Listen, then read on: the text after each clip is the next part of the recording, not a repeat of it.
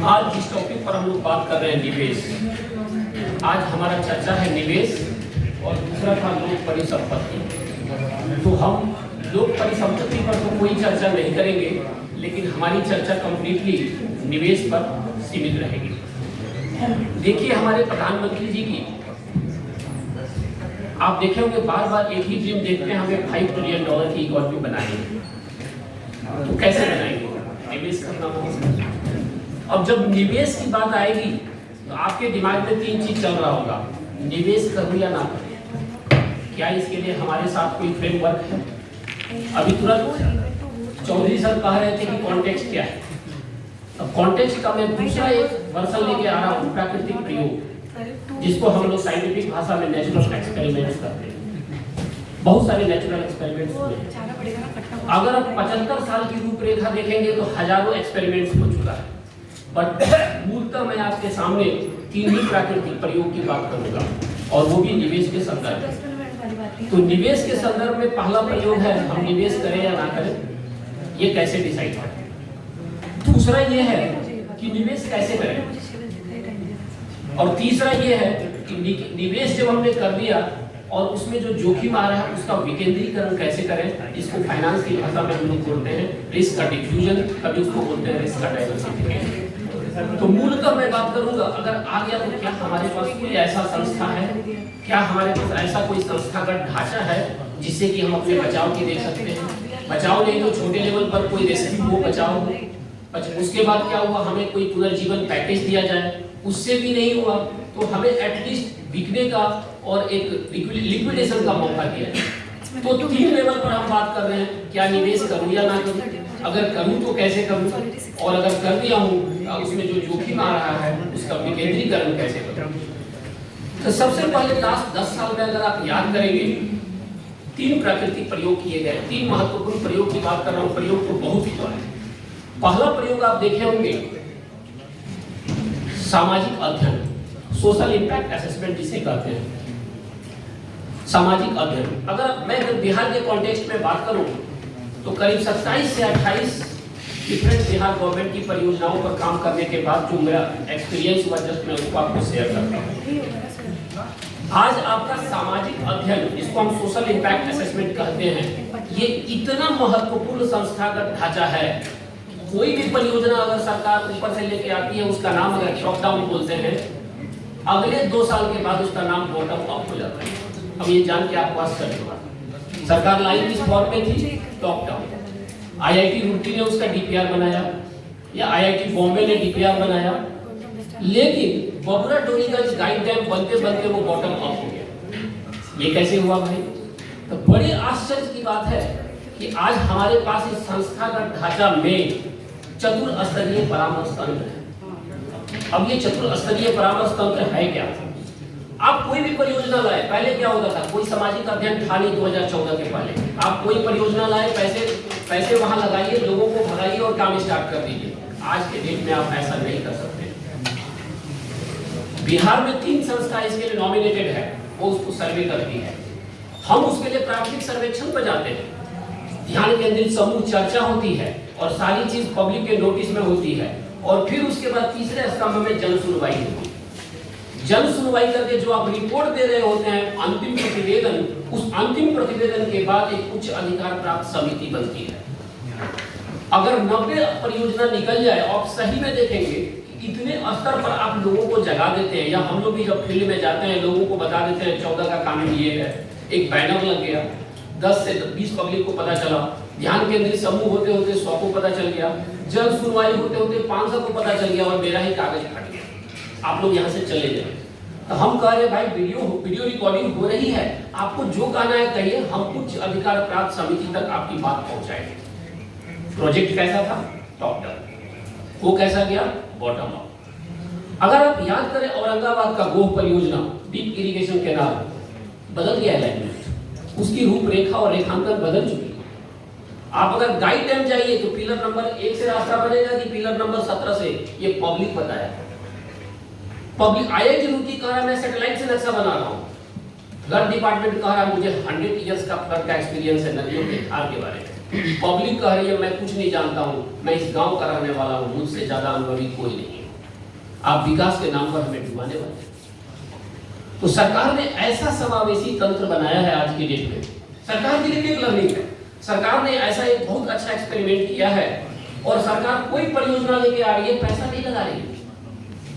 आपको पहले ध्यान केंद्रित समूह चर्चा होगा, जन सुनवाई होगी, परियोजना का समय कितना समय है, 6 महीना, 2 साल लगेगा। भाई किसी उद्यमी का पैसा नुकसान तो नहीं हुआ, बहुत अच्छी बात।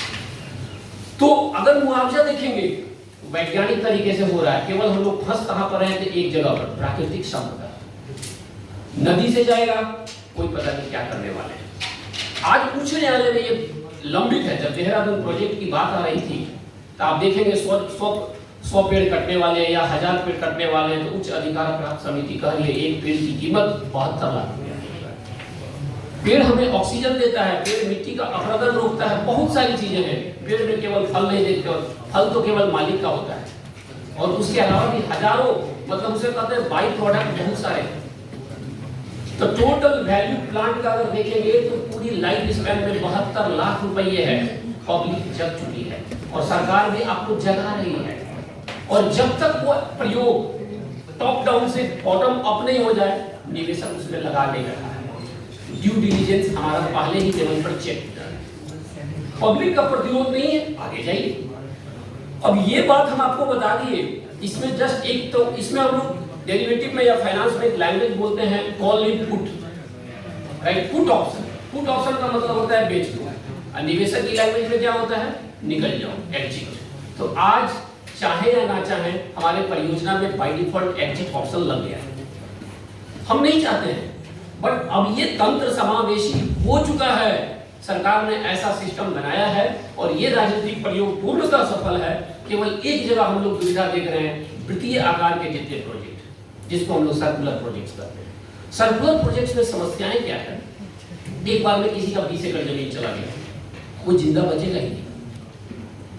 10 एकड़ जमीन चला गया, विस्थापन, जिसके पास 20 एकड़ जमीन था, आप नालंदा महाविद्यालय बना दीजिए या IIT बना दीजिए या एम्स बना दीजिए या एयरपोर्ट बना दीजिए, कितना भी पैसा दे दीजिए, पैसा का यूज करने उसे नहीं आता है, उसकी समस्याएं ही अलग है। तो सर्कुलर प्रोजेक्ट्स में हम लोगों ने रिकमेंडेशन भेजा है सरकार से कि आप इसमें टॉप अप करिए। लीनियर को लोग तुरंत टॉलरेट कर लेते हैं, ठीक है हम विकसित हो जाएंगे, शैडो इफेक्ट आपको मिल रहा होता है। पर जैसे ही आता है सर्कुलर प्रोजेक्ट की बात, लोग उसमें अभी भी ससंग हैं कि हमें टॉप अप मिलना चाहिए। पहली बात हम कर चुके हैं, छोटा प्रयोग की बात। दूसरी प्रयोग, मैं प्रोजेक्ट फाइनेंस पढ़ाता हूं, तो 2017 में सरकार ने एक नया एक्सपेरिमेंट किया है, उस प्रयोग की बात कर रहा हूं। पीपीपी मॉडल हम लोग बहुत सुनते हैं, राइट। तो कभी हम लोग EPC सुनते हैं, इंजीनियरिंग प्रोक्योरमेंट एंड कंस्ट्रक्शन।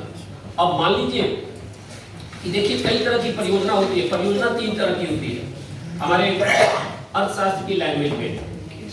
या तो ये निवेश हमारा सीमावर्ती, सैनिक और राष्ट्रीय महत्व का होगा।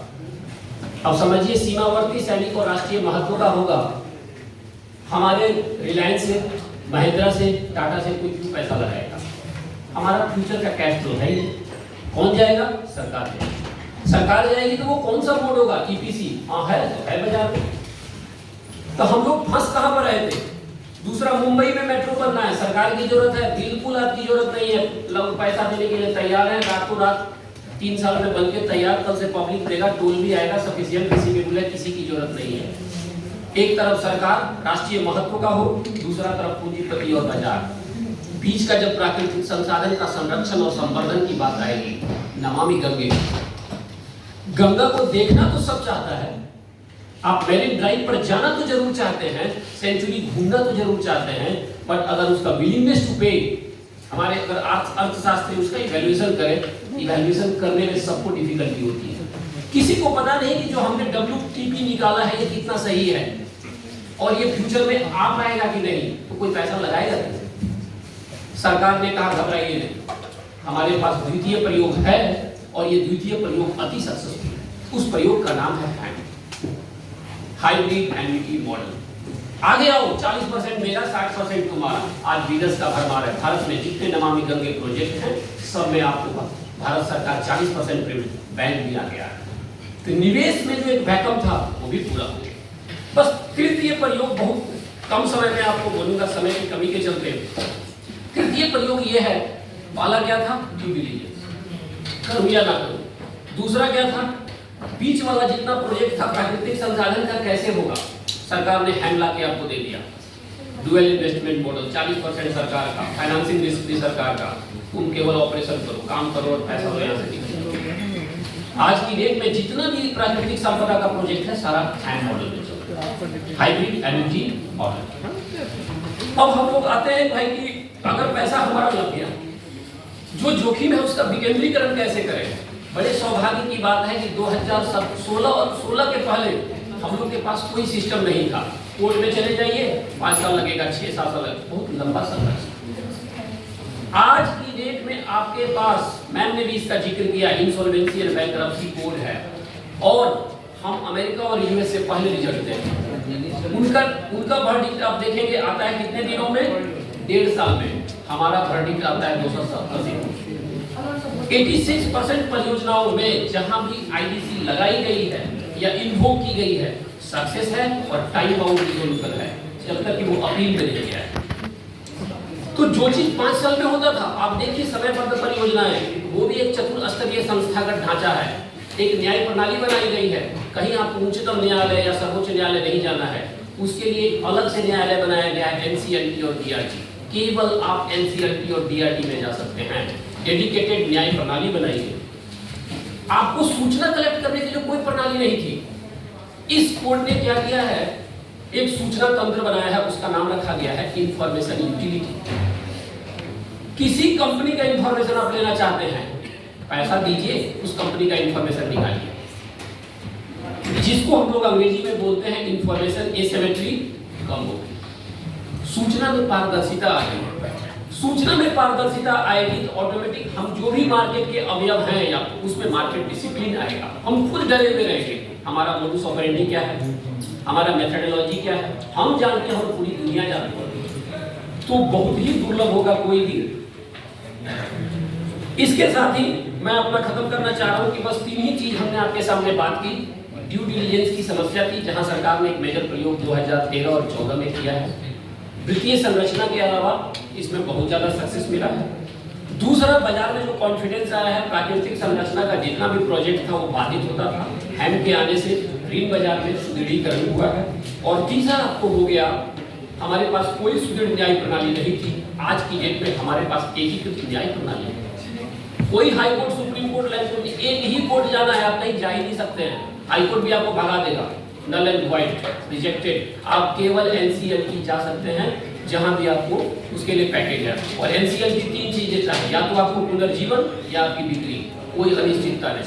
तो अगर हमारा दिमाग अनिश्चित भी है 1 साल के लिए, आपने कोई ऐसा शेयर खरीद लिया है जिस कंपनी में आईडीसी लग गई है, तो जो डर और भय का वातावरण है केवल 1 साल का, 1 साल के बाद 5 साल का नहीं है, तो वो चीज अब नियंत्रित हो चुकी है। Thank you very much.